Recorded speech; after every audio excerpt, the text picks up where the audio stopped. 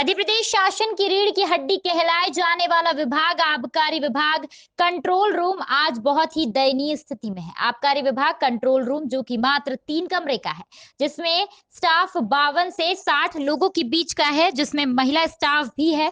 ना ही कोई बैठने की जगह है, ना ही सामान रखने की, ना ही कोई टॉयलेट है। अगर कोई मुजरिम को पकड़कर लाते भी हैं तो उसे बैठाने की जगह भी नहीं है, बल्कि स्टाफ खुद कुर्सी लगाकर बाहर बैठा हुआ है। ऐसे में ना ही प्रशासन ध्यान दे रहा है और ना ही जिला कलेक्टर साहब। जबलपुर में तो सभी पुलिस थानों की नई बिल्डिंग, सभी विभाग की नई बिल्डिंग बन गई है, फिर भी आबकारी विभाग का कंट्रोल रूम क्यों इतनी परेशानियों को झेल रहा है? कोरोना काल के चलते इसी विभाग के कारण सभी विभागों में वेतन भुगतान किया गया था। आज इसी विभाग की दशा और दिशा दोनों दयनीय है। इसका जिम्मेदार स्वयं प्रशासन है। मैं जी.एल. मरावी, सहायक जिला आबकारी अधिकारी जबलपुर, वर्तमान में आबकारी कंट्रोल रूम प्रभारी हूँ। सर, क्या वजह है कि अन्य विभागों में तो बड़े बड़े सरकारी भवन हैं, वहाँ की अच्छे पक्के मकान वगैरह है, और आपको अभी भी किराए के भवन में ही अपना कंट्रोल रूम संचालित करना पड़ रहा है? अब कारण तो हम नहीं कह सकते, लेकिन सरकार ने जैसा व्यवस्थाएं दी है उस पर हम लोग काम कर रहे हैं। ये बात सही है कि हम सरकारी भवन हमारे पास नहीं है और हम किराए के भवन में जो है तो काम चला रहे हैं, और वो भी हमारे लिए बहुत ही छोटा मकान है।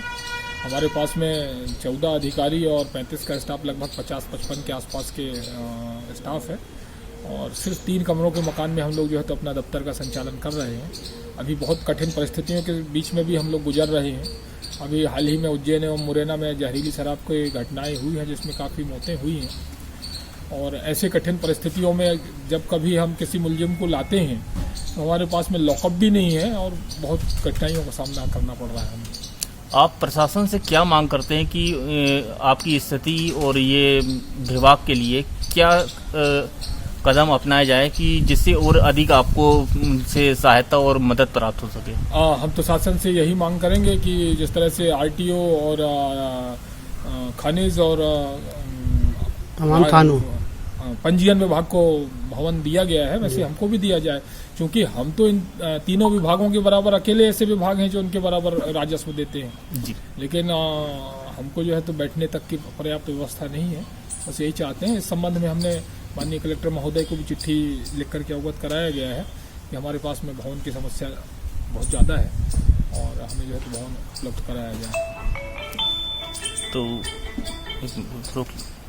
तो उनके द्वारा क्या आश्वासन और क्या आपको सहायता के लिए उन्होंने बोला? कलेक्टर साहब ने कहा है कि देखते हैं, जैसे ही कोई भवन खाली होता है हम देंगे।